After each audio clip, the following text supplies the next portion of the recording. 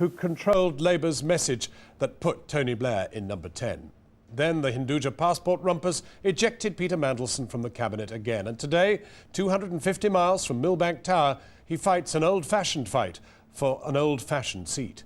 Teresa Smith went to discover the true ballad of Hartlepool. Mr. Mandelson, do you think this election has turned into a referendum on your own performance as Hartlepool MP? Do you think you'll be a different politician after this campaign than you were before? You're showing all the limitations of the government's record here. It must be rather strange for you, though. In the past, you've organised whole national election campaigns. Now you're fighting a street-by-street, house-by-house battle. How does it compare? That's correct. Robinson, GUS Robinson, fighting Peter Mandelson at Hartlepool and winning.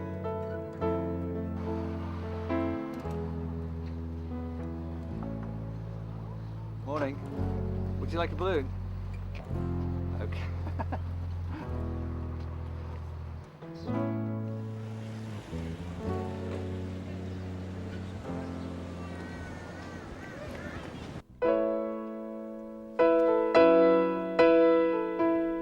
Down, down, baby, I can remind me. Down, down, baby, can get dressed. Down, down, baby, I can go to school. Down, down, baby, I can entertain. All he needs is Hartlepool to keep him on the map. He was Tony's closest friend until they set a trap. And he's well known for his spinning skills and making Brown and Prescott stickers. ill. Patrick. You're out on the street, Pete. You're out on the street. And Tony, well, he may be on your side, but Alistair decides, Pete. You're out on the street. Do things in politics hurt? Probably, yes, they do a bit. Probably, yeah. There's no use crying over it, though. I didn't join the Tory party till about November. Snoop! It's a pity I didn't have his lead because, you know, he's just like his gaffer. He's got a blue lead and a red collar. He's a Tory with a socialist heart. I'm not actually canvassing because I don't think it's the most effective use of our resources. And your means of communication?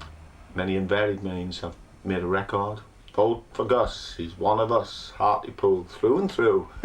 I've declared time on crime. Gus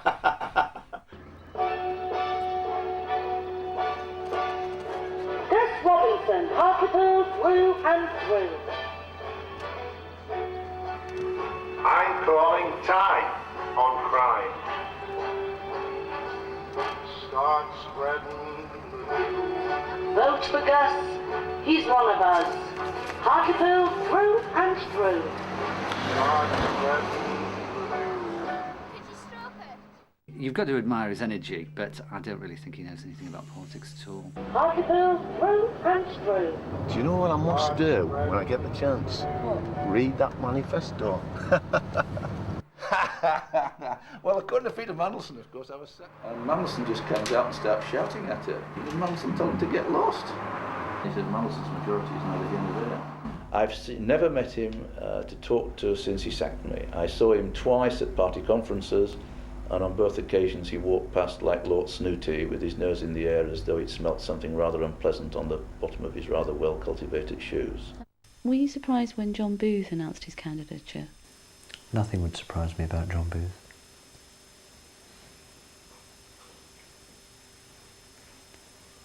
That's all I'd say about him. I knew it was going to be difficult because Mr. Mandelson has some powerful friends in powerful places. And Do you really think he's conspiring against you? I don't think he is. I think the forces he represents, which are quite reactionary in this country, are helping him. I've no doubt about that.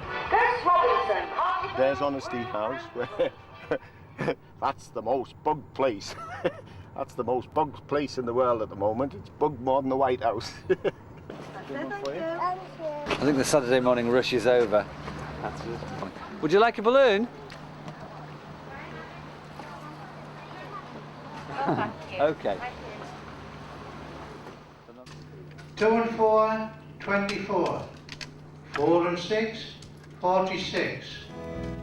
Now journalists from London town have recently arrived, determined to compound the view that you've been set aside. I guess it must be hard to take. You used to make the stories break. You're out on the street, Pete. You're out on the street. And though your name was cleared in that report, in everybody's thoughts, Pete, you're out on the street. He was set up, wasn't he? Yeah, he was set up. Yeah, I think he's too brainy. Set up. Too brainy for some of this thick lot. Well, he's brainy for me, like. I think it's backstabbing, though. I don't think he's that bad, you know.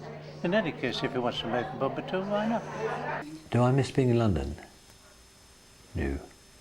I do not miss being in London. I do not miss the Maelstrom, the office politics, the Westminster media village. I don't miss it one bit. You can believe that. The Mandelson team actually burst into that family's house there and put their posters up. The people didn't want it up, but they were scared to say no to them. It's such a tragedy. I'm going to have to ring up the Hartlepool Mail and tell them about this practice. It's too good to miss.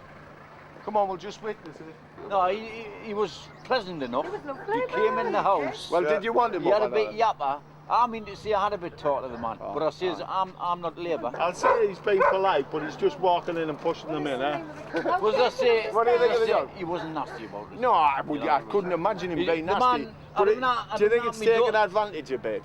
I wouldn't like to say. I've never known him come round before. But, have you not? Follow the yellow brick road.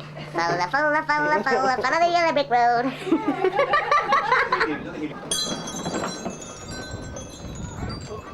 It's very difficult to keep people on the issues, on the health service, on education, on law and order.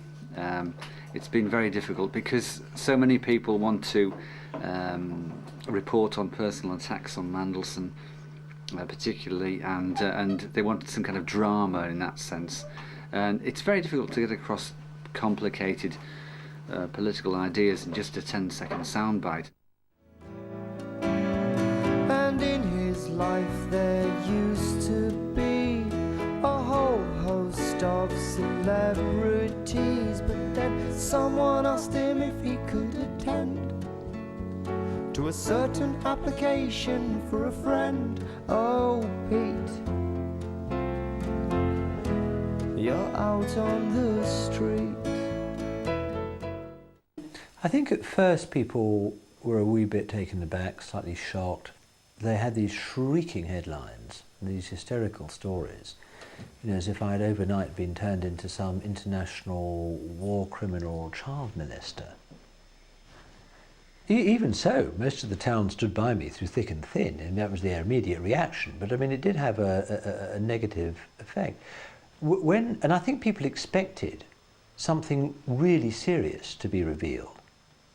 When it wasn't, when all they saw was that was that, and that there was nothing more to come out, they got a bit, well, I think the people thought, what's all this about? Why has this been done to him? Why has our MP been put through this? Why didn't people stand by him, and why did they let him down? I'm calling time on crime. Victory for Gus. Vote for Gus. He's one of us. Do you want to come? He's one of us. Hartlepool, root and All he needs is Hartlepool to keep him on the map. A northern Labour heartland town, the home of Andy Cap. but little girls are running round, shouting, Peter, make us proud. You're out on the street, Pete. You're out on the street. And even though you're no old Labour man, old Labour understands, Pete. You're out on the street, Pete. You're out on the street, Pete. You're out on the street. Thank you very much indeed. I think it's just about done now, all right? Music there from the Liars, and here's the full list of all the candidates standing for the Hartlepool constituency.